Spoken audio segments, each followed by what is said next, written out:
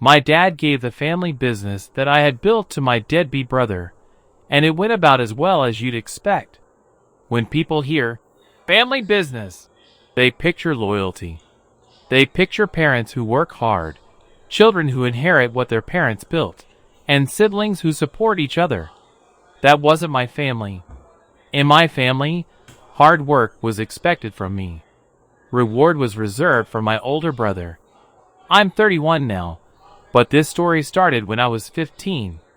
My dad owned a small construction supply company. Nothing glamorous.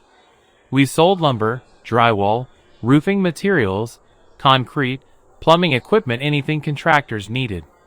Back then we had one warehouse, 6 employees, and a single delivery truck that looked like it survived 3 wars. Dad always said, "One day, this'll all belong to the boys." Notice he never said which boy. I assumed it would depend on who earned it. That assumption would cost me 15 years of my life. My brother, Ryan, was 4 years older than me. If laziness were an Olympic sport, he'd have enough gold medals to sink a battleship. He quit college after 1 semester because the professors didn't understand his potential. He bounced between jobs every few months. He always had some new business idea. Crypto, sports betting, selling imported sneakers, starting a podcast, opening a gym. Every idea failed before it even started because Ryan hated one thing more than responsibility: actually working. Meanwhile, I spent every summer in Dad's warehouse. I swept floors, loaded trucks, counted inventory, delivered materials, handled customer complaints, learned accounting, learned logistics. By 18, I could run the warehouse by myself. By 23, I was negotiating supplier contracts worth hundreds of thousands. By 25, I had completely modernized the company. Everything had been paper invoices before. I built an online ordering system, digitized inventory, installed warehouse scanners, negotiated better shipping rates, created employee bonus programs, expanded into neighboring counties. Revenue doubled, then tripled. Within 7 years, we'd grown from 1 warehouse to 4.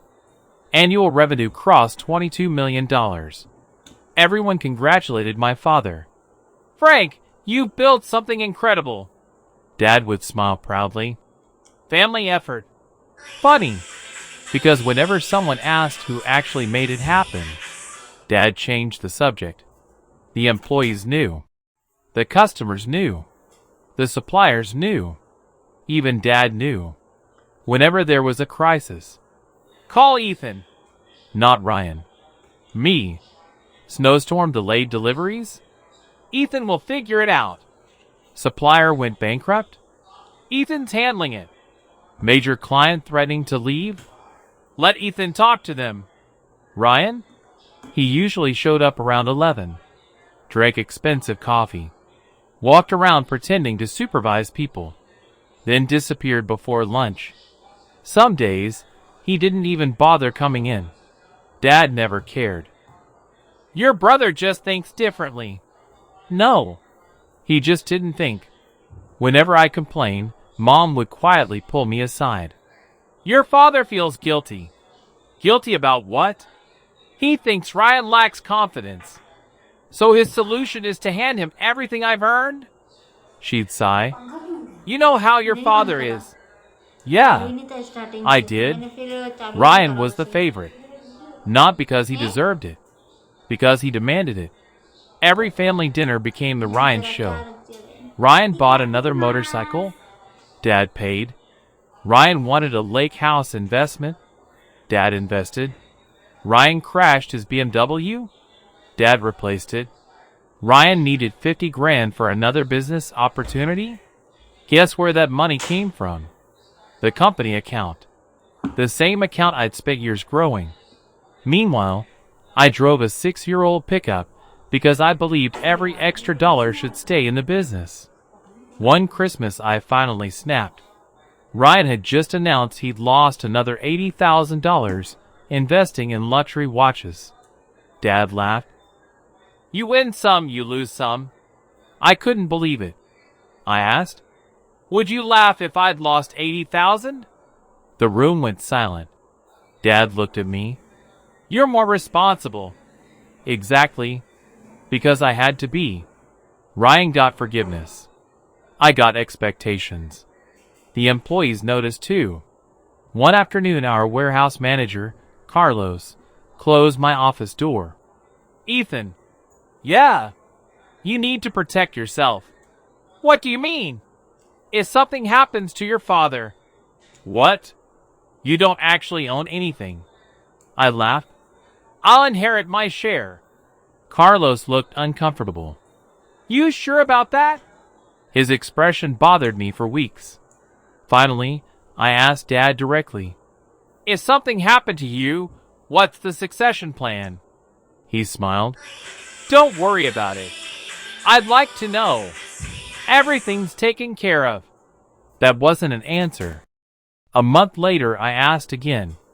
Same response. 3 months later. Again.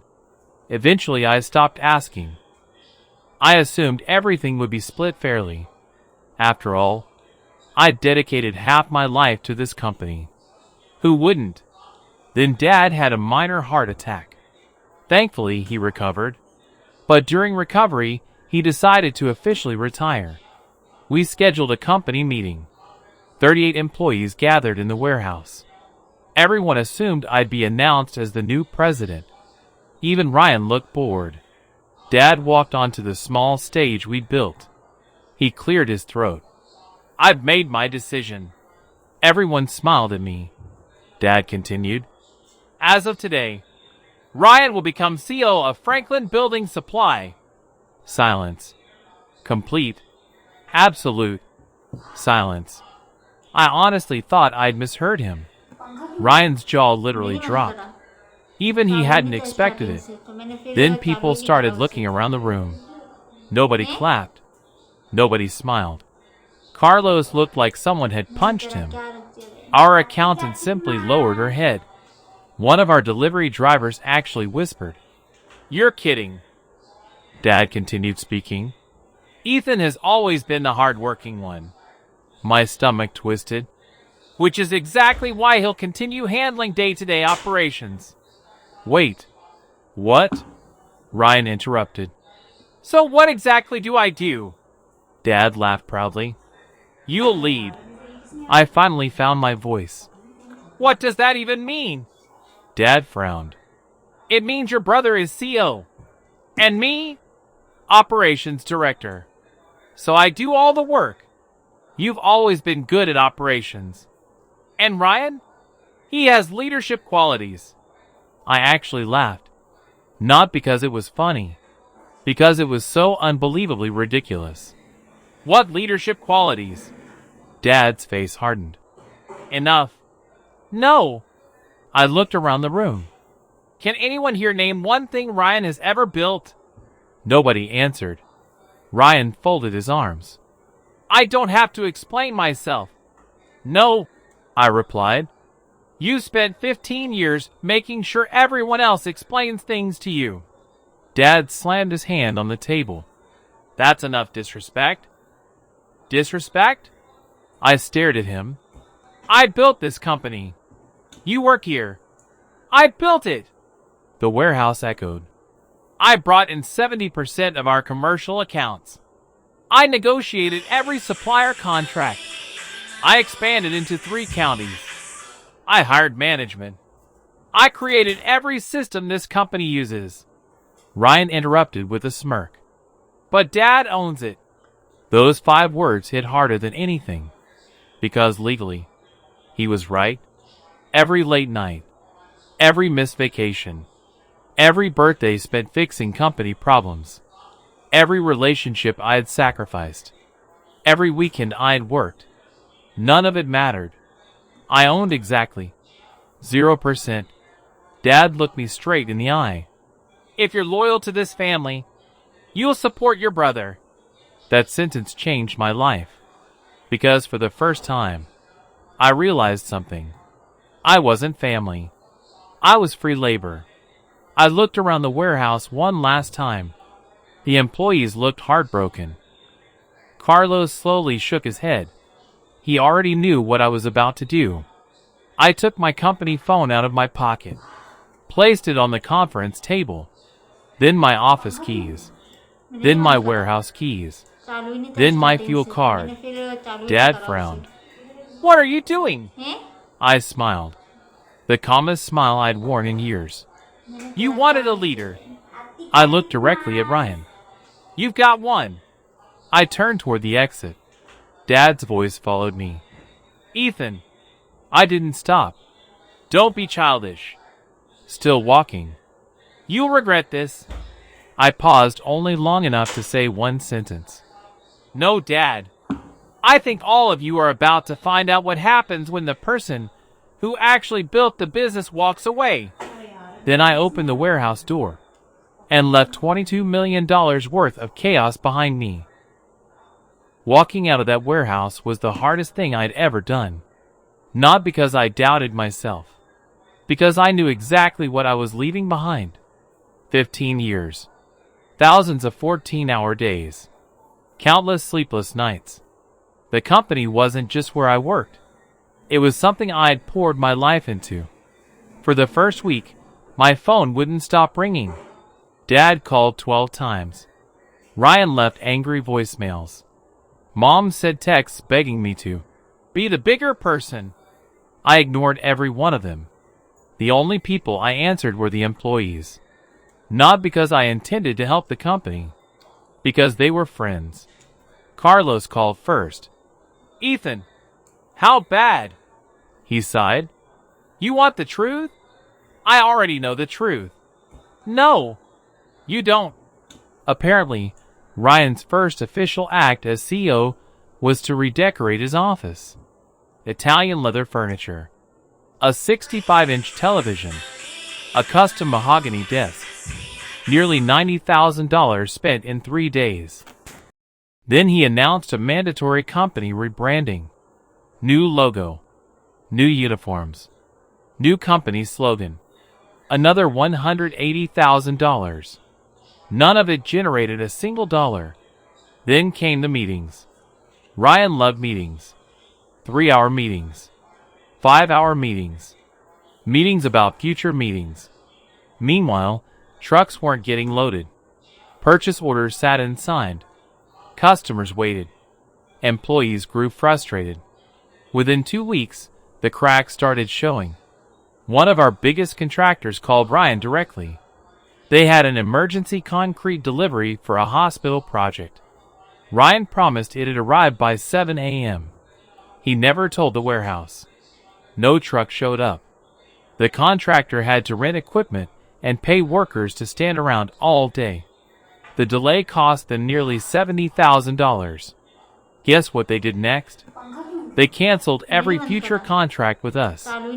That one customer represented almost $3 million a year. Gone. Just like that. I heard about it through Carlos. He sounded exhausted. "It's getting worse." "How much worse?" "You remember that inventory system you built?" "Yeah." "Ryan disabled it." "What?" "He said it was too complicated." Instead, employees were told to write everything down on paper. Just like 20 years ago, inventory disappeared. Orders got mixed up. Customers received the wrong materials. One contractor ordered roofing shingles. He received drywall. Another ordered copper pipes. They got PVC. Refunds started piling up. Then suppliers began calling me. Not because I worked there anymore. Because they assumed I'd know what was happening. One supplier laughed bitterly. "Ethan, your brother hasn't paid invoices in 6 weeks." I frowned. "That's impossible. He says cash flow is tight." Cash flow? When I left, the company had over $4 million in reserves. Where had it gone? A former accounting assistant gave me the answer. Ryan had started paying himself. Not a reasonable salary. Nearly $80,000 a month. He also put his girlfriend, his best friend, and 2 drinking buddies on payroll. None of them actually worked. Dad approved every paycheck. 3 months after I left, I ran into one of our former sales managers at a grocery store. He looked 20 years older. "Ethan." "Hey, you here?" "Hear what?" "We lost Mason Development." My heart sank. Mason Development had been our biggest customer. $7 million a year. "What happened?" He laughed. "Ryan forgot to return their calls." Not once. Not twice. For 3 weeks. Their vice president finally drove to the warehouse. Ryan wasn't there. Apparently, he'd gone to Las Vegas for a leadership conference. There was no conference. Just a weekend of gambling. The client signed with our competitor the next day. After that, everything collapsed faster than even I expected. Employees started quitting. First the warehouse supervisors, then dispatch, then accounting, then sales. Within 6 months, 22 employees had resigned. Most of them had worked there over a decade. One by one, competitors hired them. They took years of knowledge with them. Meanwhile, I was finally sleeping 8 hours a night. For the first time in years. Friends convinced me to start consulting. At first, I wasn't interested. But one client became 5. 5 became 15. Within 8 months, I had enough contracts to start my own company. This time, I made one promise to myself. I would never build another business that someone else owned. Every lawyer, every accountant, every advisor was hired before day one. Ownership agreements, share structures, operating procedures. Everything was legally protected. We specialized in helping construction suppliers modernize their operations. Ironically, the exact thing I'd done for my father's company. Word spread quickly. Clients recommended us. Former customers followed me. Former suppliers referred business. Former employees asked if we were hiring. I hired every good person I could. Carlos became my operations vice president. Our old accountant became chief financial officer. 3 warehouse managers joined us. Even 2 former salespeople came over. It felt like rebuilding a family. Only this time, it was based on respect, not obligation. Exactly 1 year after I walked away, I received another phone call. It was Dad. I almost didn't answer. Curiosity won. His voice sounded smaller than I remembered. "Ethan." "Yes. We need to talk." "I don't think we do. The company's struggling." I stayed quiet. Finally, he said the words I'd waited years to hear. "I made a mistake." I closed my eyes. Not because I was emotional, because hearing those words no longer meant anything. "You didn't make one mistake. You made thousands." He swallowed. "Ryan's not ready. He's never been ready. We're losing money." "I know." "How?" "People talk." He hesitated. "I want you to come back." I actually laughed. "No. I'll make you CO. No. I'll transfer ownership. No. I'll give you 51%. No." Silence. Then, "What do you want?" I looked around my office. Through the glass walls, I could see dozens of employees working. People smiling. People respected. People who knew exactly why they were there. "I already have everything I want," Dad whispered. "You'd let your family's business die?" I answered honestly. "It stopped being my family's business the day you chose favoritism over fairness." A month later, the company filed for bankruptcy protection. Banks froze their accounts. Suppliers demanded payment upfront. Credit lines disappeared. The remaining warehouses were sold. Delivery trucks were auctioned. Equipment went to creditors. The company my grandfather had started 60 years earlier was gone. Ryan disappeared almost immediately. He blamed everyone except himself. Dad, the economy, employees, customers, even me. According to Ryan, I had sabotaged him by leaving, as if expecting him to do his own job was sabotage. Dad finally understood what everyone else had known for years. Leadership isn't inherited. It's earned. 2 years later, I attended a construction industry awards banquet. My company had been nominated for Fastest Growing Regional Business. We didn't just win. We broke the previous growth record. As I walked off the stage holding the award, I heard someone call my name. I turned around.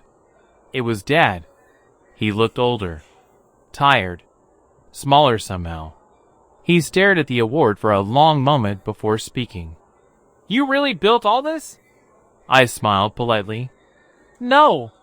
He looked confused. "I built this with people who believed in me." His eyes filled with regret. "I should have trusted you." I nodded. "You should have." He looked like he wanted forgiveness. Instead, I shook his hand like he was any other stranger. Then I walked back to my team. Not because I hated him, but because some bridges don't burn in one dramatic moment. They crumble one unfair decision at a time. And by the time the people responsible realize what they've lost, there's nothing left to rebuild. That night, surrounded by employees who had become friends and partners, I raised my glass. To everyone who's ever been told they weren't enough. The room fell silent. They were wrong. The applause that followed wasn't for me. It was for every person who had ever worked hard, been overlooked, and then proved their worth on their own terms. And that was a far better ending than inheriting a business that was never truly mine.